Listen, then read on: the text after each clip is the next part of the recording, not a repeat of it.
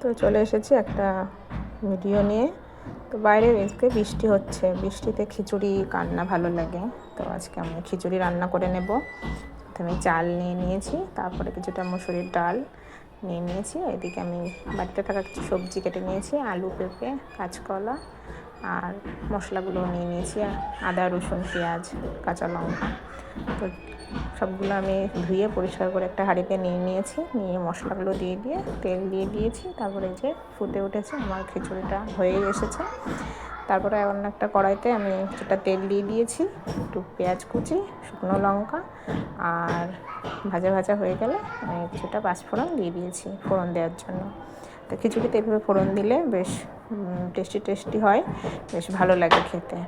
তো খিচুড়ি অনেকেই পছন্দ করে, আবার অনেকেই করে না। তো একটু বৃষ্টির দিন হলে আমরা খিচুড়ি রান্না করি। তো খিচুড়ির সঙ্গে আমি কিছুটা পকোড়াও করে নিয়েছিলাম। তো এই যে আজকের প্লেটে বেড়ে নিয়েছি খাওয়ার জন্য। তো কেমন হয়েছে আমার আজকের এই ভিডিওটি?